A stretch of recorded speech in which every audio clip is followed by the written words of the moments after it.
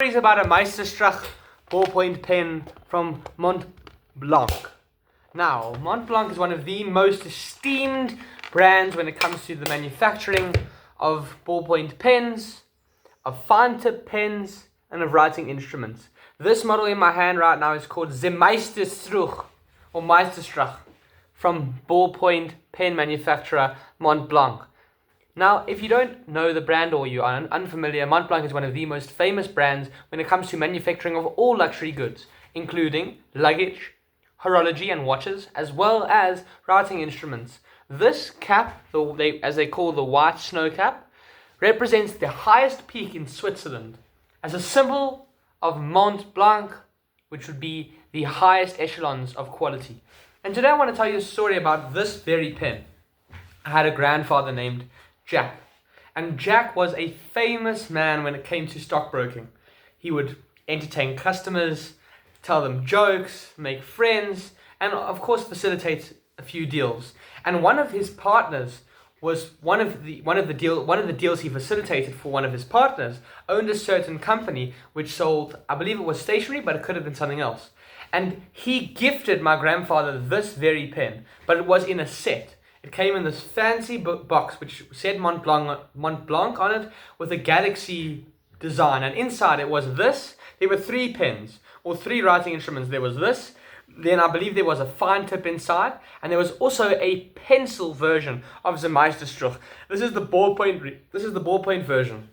But the reason why this pen is in particular important to me is because this is my grandfather's. Whenever I write anything, come up with ideas or scripts or anything I like to write, I have a bit of my grandfather. They say, I was listening to a watch reviewer. He said, there's no such thing as just a simple watch or a simple Omega or Rolex. A Rolex becomes the grandfather. An Omega becomes your father, your brother, mother, sister. So these luxury items go way beyond whatever they are. This isn't just a writing instrument. This in my hand right now is my grandfather.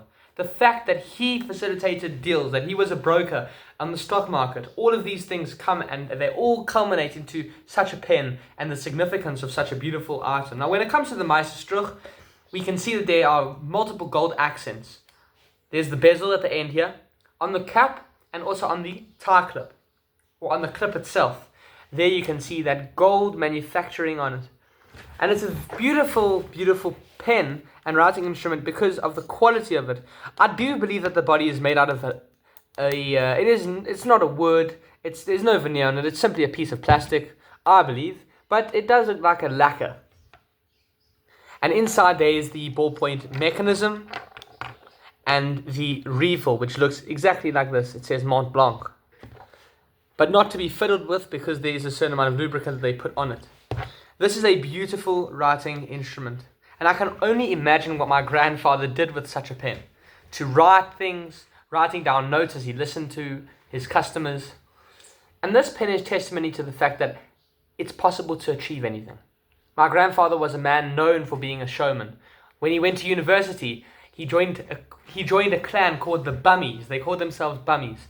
Since the dawn of time, or since the dawn of the university, what would happen was every year they would have a massive celebration, a massive party where all different groups would showcase. There was the arts and culture, there was the music, different divisions, engineering, and they would all create floaters. And these floaters would go on the road almost like a parade. And since the beginning of the university, it would always be the women who were the cheerleaders and wearing their short mini skirts and walking as they led the floaters. But he started this clan, or at least joined it, called Bummies, where it was men who would dress up as women, obviously making fun for comedic effect, and he would lead those floaters. And that made his name famous and resonate all throughout the university, and that led to Jack's massive popularity and his inclusion within the community. And Jack was an amazing man and an amazing grandfather, and I didn't get the opportunity to truly meet him, at least not now in my older age. He unfortunately passed away in 2013, and back then I was young. I was only maybe 5 or 6 years old. But I remember once going for a dinner. It could have been Thursday night or Friday night, and our entire family, my parents and his family were there. And I remember Jack liked to throw sort of little comments he was saying, little boy. I don't know exactly what he was saying, but he was just teasing. That was his style. He would tease, but that would help foster a relationship. And I remember saying, Pa, we called him Pa. And I wanted to say something rude, but I decided not to. But the point is that he was a special man, and he will forever have a place in my heart. And although I wasn't able to meet him properly and sit down for a coffee, have a cigar or a glass of whiskey or something, whatever it is, with him, the only way I get to remember him is through my MontBlanc Meisterstrück. Maybe some of you clicked on this video hoping for a review, hoping for learning how the bezel, how this mechanism is manufactured, or how to refill it, or what the materials are. And most of that stuff, I can't exactly tell you. But what I can say is that a watch is my grandfather, an Omega is my mother, a Rolex is my sister, and this MontBlanc is my grandfather. We're approaching about 6 minutes, and I want us to take the time for you, yes, you on the other side of the screen. Think of a loved one, a parent, a grandfather, an uncle, an aunt, and think of an item that represents them. For my father, and for me, it has to be his iPhone, because he's busy on his phone, busy working, and when I see him, he's there with his phone. So for my father, I would say it's his iPhone. For my mother, interesting enough, it's chewing gum. She loves to eat her chewing gum with the bubblegum flavor, and whenever she's listening to anything on the phone, it doesn't matter what it is, it could be motivational lessons or watching YouTube videos, whatever it is, chewing gum. If I think of my old friend Saul Picker, maybe it would be shoes without shoelaces, because he loved to walk around without shoes, or walk with shoes without shoelaces. Every person has an item that represents them, and I find that quite interesting, that people's personalities manifest in an item, and then that item manifests itself within their personality. So when I look around the room and I see a computer, a laptop, that might be your father, maybe he's a CEO. I see a handbag, maybe that handbag is your sister or your mother. Pen, a luxury good, a snow cap.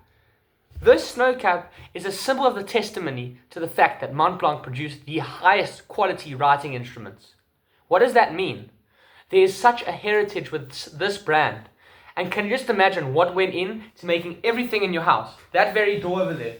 There was a process. It needed to be manufactured. Someone had to carry it. Someone had to paint it, or a machine painted it. But someone designed the machine. Someone thought it up. The level of intricacy and detail that goes into every single item, everywhere. Even this particular, my very own arm, my very own shirt, my very own pen.